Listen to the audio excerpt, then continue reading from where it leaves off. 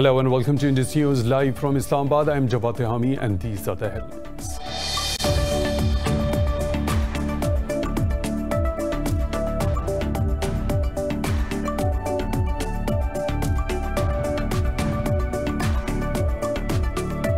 In Pakistan, a top-level army huddle has paid a rich tribute to Kashmiris for their freedom struggle as India's curfew of the valley nears 1 year.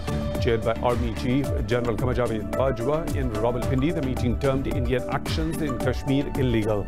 The forum reiterated the resolve to thwart any threat to Pakistan's security.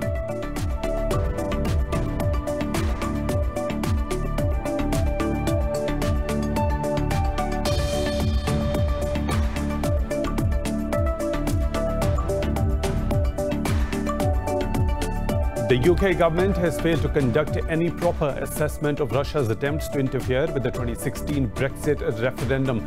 This was revealed in UK's Intelligence and Security Committee report on alleged Russian activities in British politics. British Foreign Secretary Dominic Raab has accused Russia of trying to meddle in UK's political affairs. But Russia's ambassador to the UK, Andrei Kelin, has dismissed all the accusations, saying Moscow isn't interested in British politics.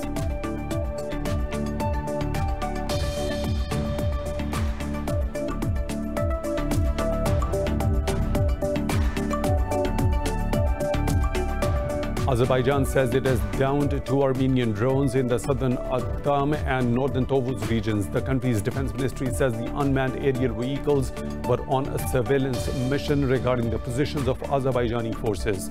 Recent border clashes between the two countries have claimed the lives of 11 Azeri soldiers and 4 Armenian servicemen.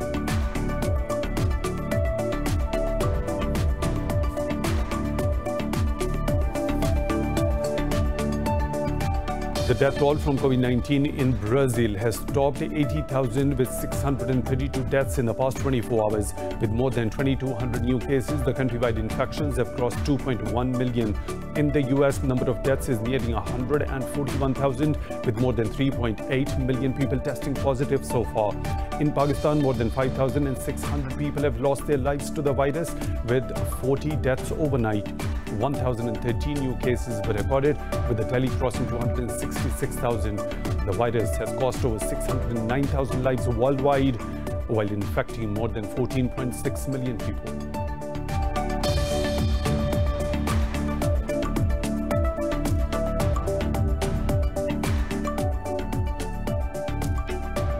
In football, Wolves beat Crystal Palace by 2-0 in a Premier League clash at an empty Molineux Stadium. With this victory, the Wanderers have moved up to the 6th place on the points table.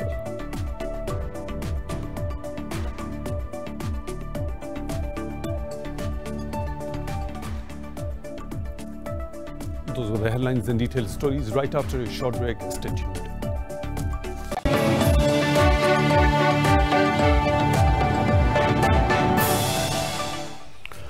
Welcome back. And now for the news in detail. In Pakistan, a top-level army huddle has paid a rich tribute to Kashmiris for their freedom struggle as India's curfew of the valley nears 1 year.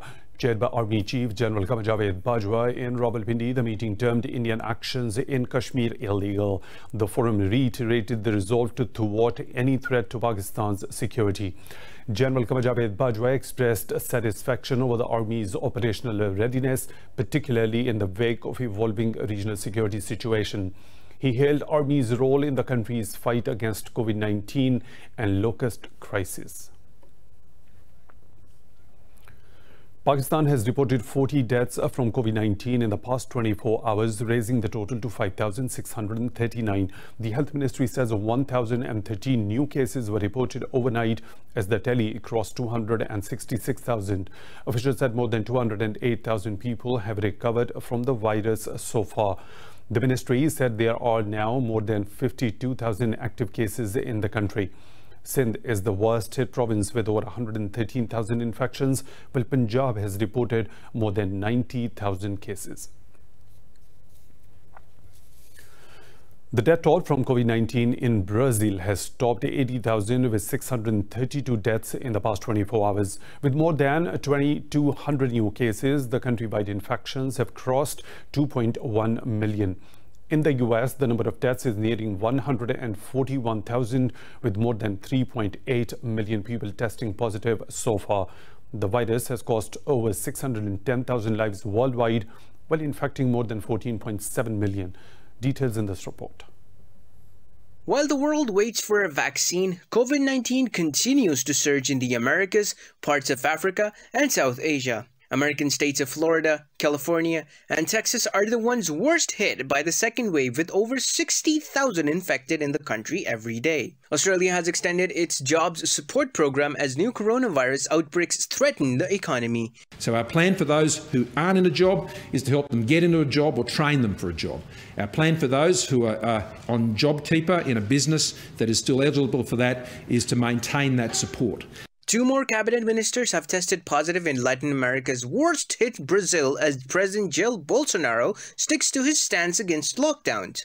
Colombia is now dealing an aggressive spread of the virus as cases and deaths in the country peak.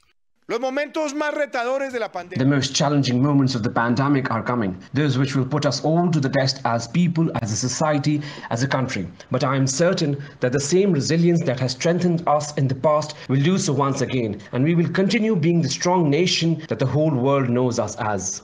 Meanwhile, 11 new COVID-19 cases have been reported on the Chinese mainland, with 8 domestically transmitted. South Korea reported more than 40 new cases due to cluster infections tied to a nursing hospital in the capital city. European Union leaders have reached a deal on an $859 billion post-pandemic economic recovery package. The fund offers grants and loans to the 27-nation bloc to counter the economic fallout of COVID-19. More in this report. After a marathon summit that started on Friday last week, European Union leaders have finally found common ground. The $2,100 billion budget and coronavirus recovery fund allocates $1,241 billion reconstruction of European Union post-pandemic. French President Emmanuel Macron has hailed this as a historic change in Europe. European Council President Charles Michel says this agreement sends a concrete signal that Europe is a force for action. This is a strong deal, and most importantly, this is the right deal for Europe right now. I would like to thank all the leaders and the President of the Commission and their teams for their hard work. German Chancellor Angela Merkel says the recovery fund shows the bloc is capable of acting jointly even during its biggest crisis. After being criticized for creating roadblocks in the deal's approval, the Dutch Prime Minister Mark Rutte said relations with the bloc remain strong despite earlier difficult negotiations. In the end, I'm very happy that what the Netherlands pays to Europe will be corrected for economic growth and inflation. That was the most important one. The summit, which began in Brussels on Friday morning, saw more than 90 hours of talks and became the EU's longest since a 2000 meeting. News of the European Union's Recovery Fund has already sent European shares to a 4-month high, signalling positive sentiment in European markets. Well, the UK government has failed to conduct any proper assessment of Russia's attempts to interfere with the 2016 Brexit referendum. This was revealed in the Intelligence and Security Committee's long-awaited report into the alleged Russian activity in the UK. The report said government ministers turned a blind eye to allegations of Russian disruption. The findings are the result of an 8-month investigation into Russia's influence in the UK politics. The report was delayed last year when Prime Minister Boris Johnson called a general election as it was being completed. Earlier, Foreign Secretary Dominic Raab accused Russia of trying to meddle in the UK's affairs. But Russia's ambassador to the UK, Andrei Kelin, has dismissed all the accusations, saying Moscow isn't interested in British politics. China says it will resolutely respond to UK over its interference in Beijing's internal affairs, which contravenes international law. Chinese embassy in the UK said Britain has repeatedly made wrong remarks on Hong Kong's national security law. This comes after the UK suspended its extradition treaty with Hong Kong indefinitely. UK Foreign Secretary Dominic Raab said earlier arrangements between the two countries will not be reactivated unless there are clear safeguards which are able to prevent extradition from the UK being misused under the new national security legislation. U.S. Secretary of State Mike Pompeo has welcomed the UK's decision to strip out Chinese telecoms firm Huawei from its telecommunications network. Speaking along with British Foreign Secretary Dominic Raab, Pompeo said the UK made a good decision. Raab said Britain and the United States and other allies needed to stand up for their values on the international stage. Earlier, Pompeo and British Prime Minister Boris Johnson discussed China's actions in Hong Kong during a meeting at Downing Street. In a statement, the Prime Minister's office said both the leaders also discussed global security and foreign policy issues. Pompeo's visit to London comes as growing tensions with China dominate international affairs. France says it will not ban China's Huawei from investing in the country, reaffirming Paris's relations with Beijing. But Finance Minister Bruno Le Maire said France's national interests and sensitive locations will be protected. The US State Department has been pressuring allies not to use Huawei's 5G. Le Maire said, unlike Britain, Paris will not impose a blanket ban on Huawei. Washington initially accused the Chinese tech giant of being an espionage tool of the Chinese government. But when those accusations were falsified, the State Department has now taken a position accusing China of human rights abuses. Secretary of State Mike Pompeo has also proposed a block of 5G clean countries against Chinese telecommunication companies. So far, Poland and the United Kingdom have backed the initiative. Azerbaijan says it is down to Armenian drones in the southern Agdam and northern Tovuz regions. The country's defense ministry says the unmanned aerial vehicles were on an intelligence gathering mission regarding the positions of Azerbaijani forces. Recent border clashes between the two countries have claimed the lives of 11 Azeri soldiers and 4 Armenian servicemen. Earlier, UN Secretary General Antonio Guterres urged both the sides to exercise maximum restraint. The region also serves as a corridor for pipelines taking oil and gas from the Caspian Sea to world markets. An armed man has taken about 20 people hostage on a bus in the western Ukrainian city of Lutsk. Officials say there have been no casualties so far and the culprit's demands are not clear. Ukrainian Deputy Interior Minister Anton Herashchenko said the suspect claimed to have a bomb. In a statement, the minister said police have launched a special operation and the negotiations were underway. Local media have shared the suspect's Twitter account on which he is posting criticism of political figures. Germany has warned Turkey to stop drilling for natural resources in the eastern Mediterranean. Speaking in Athens, Foreign Minister Heiko Maas said Ankara must abandon its plans if it wants to see progress in EU-Turkey ties.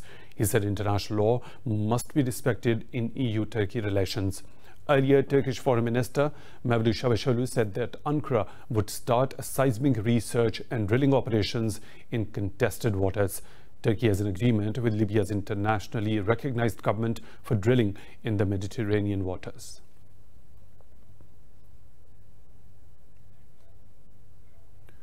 Turkey has rescued 44 asylum seekers stranded in a dinghy off the coast of Diki in western Izmir province. Security officials say the migrants were pushed back by the Greek Coast Guard into Turkish territorial waters in the Aegean Sea. They said the asylum seekers were referred to the Provincial Migration Authority after routine checks. Turkey has been one of the main routes for asylum seekers wanting to reach Europe, especially since Syria's civil war in 2011. Earlier, the country opened its borders to irregular migrants, accusing the EU of failing to keep its promises under a 2016 migrant deal. It's time for a short break. We'll be back with more stories. Stay tuned.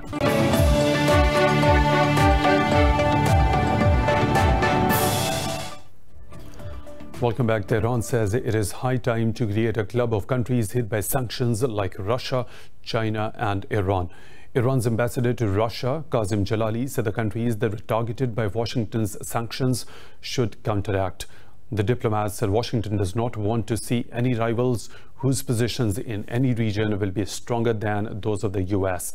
Meanwhile, Iraqi Prime Minister Mustafa al-Kadhimi and Iran's President Hassan Rouhani have agreed to strengthen bilateral ties in a meeting in Tehran. Earlier, Kadhimi met Iranian Foreign Minister Javad Zarif in Baghdad, where the two discussed the regional security situation. A German activist, Hala Muis, has been kidnapped by unknown gunmen in Iraq's capital, Baghdad. Police said Muis was abducted near her office on the Abu Nuwas street during evening hours. They said teams from the Defense and Interior Ministries as well as police are searching the area. No group has claimed the responsibility for the kidnapping yet. Muis is an activist and also the head of the culture department of German Goethe Institute in Baghdad.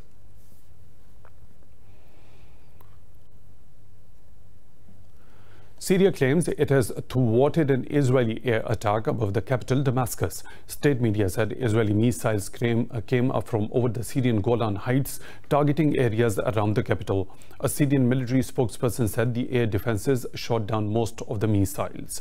The spokesperson said some projectiles inflicted only material losses. Eyewitnesses said loud blasts were heard in the capital, which shook windows of several neighborhoods. There was no immediate comment from the Israeli officials. The World Health Organization has expressed concern and alarm at the rapid spread of COVID-19 in Africa.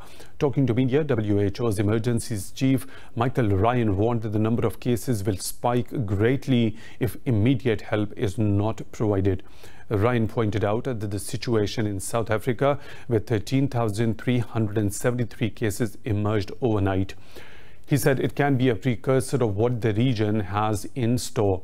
The African continent remains the world's second least affected after Oceania.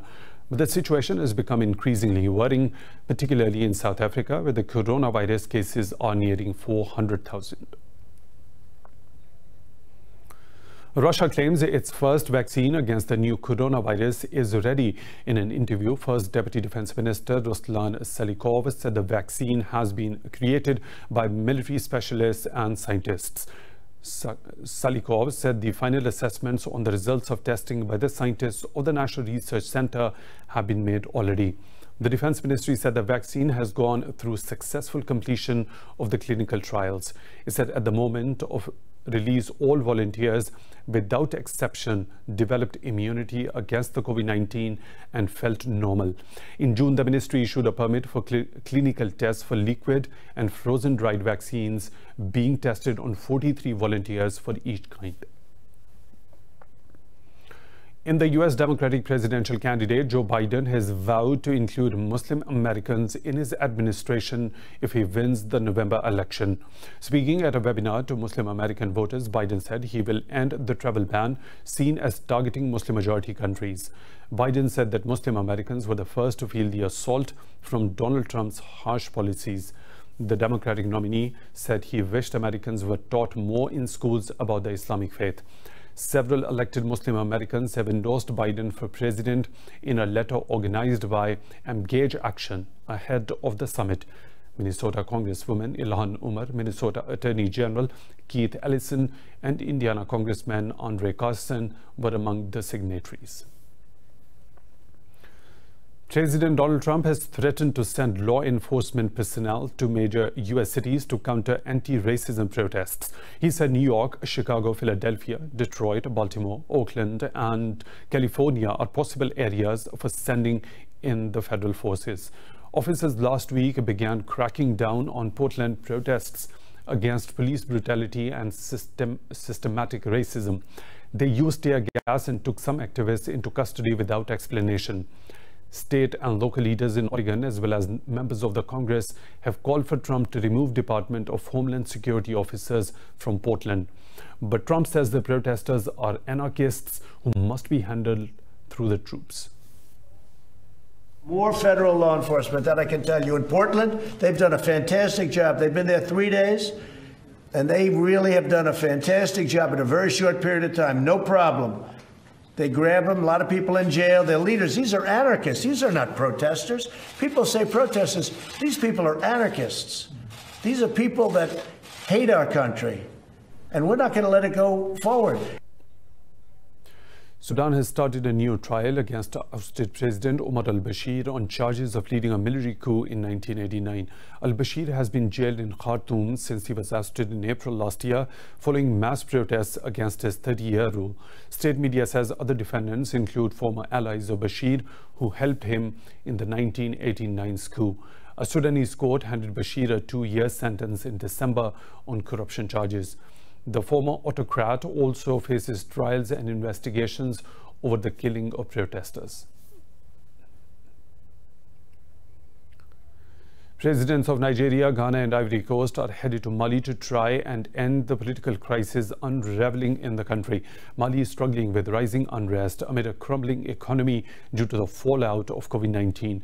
In a joint statement, the West African bloc, ECOWAS, said the visit is aimed at negotiating a truce. Earlier, Mali's President Boubacar Keïta announced the dissolution of the Constitutional Court in an attempt to calm unrest.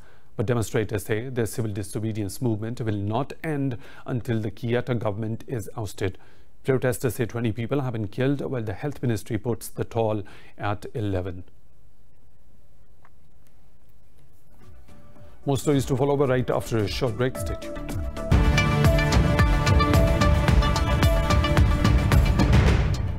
Wall Street stocks have risen following a solid batch of corporate earnings and hopes for a fiscal stimulus to boost the economy. Nearly 3% jump in IBM stocks lifted the Dow Jones Industrial Average Index. The S&P 500 also traded over 0.5% higher. The shares of JP Morgan Chase, Citigroup and Bank of America were all up over 1%.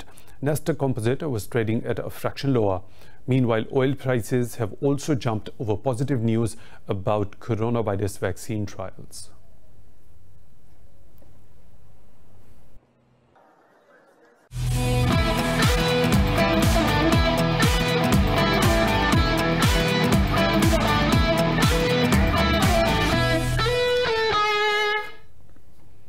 In football, Wolves beat Crystal Palace by 2-0 in a Premier League clash at an empty Molineux Stadium. With this victory, the Wanderers have moved up to 6th place on the points table. Striker Daniel Podence scored his first goal for Wolves by nodding in from close range. Castro Otto added the second one in the 68th minute to extend Wolves' lead. The home win has brightened the Europa League hopes for the Wanderers with one more game to play. In the day's other matches, Newcastle United played a goalless draw against Brighton, while Everton edged Sheffield United by 1-0. In the Italian Serie, Juventus beat Lazio by 2-1 at an empty Allianz Stadium. Cristiano Ronaldo scored twice and became the first player to score 50 goals in a Serie A, La Liga and the Premier League. After a goalless first half, Ronaldo struck the first goal with a penalty shot in 51st. He added another one in quick succession to extend the lead for Juventus. Ciro Immobile scored the consolation penalty for Lazio in dying minutes of the match. Juventus are 8 points clear of Inter Milan and need 4 points to clinch a 9th consecutive title. England cricket team's Jofra Archer has returned a second negative corona test and will be available for selection for the final test against West Indies. Archer missed the second test and was later fined after breaching biosecurity protocols while travelling between venues. The fast bowler went through a 5-day period of isolation and will now rejoin his teammates before Friday's match. England levelled the 3-match series with a 113-run win on Monday.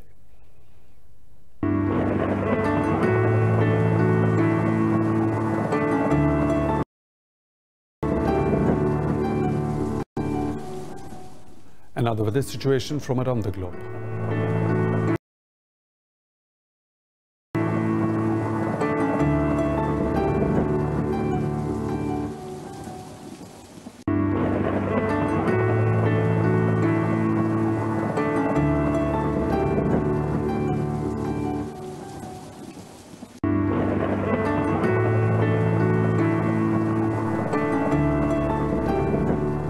And that is all for now. For the latest updates, you can follow us on social media at Indus Special.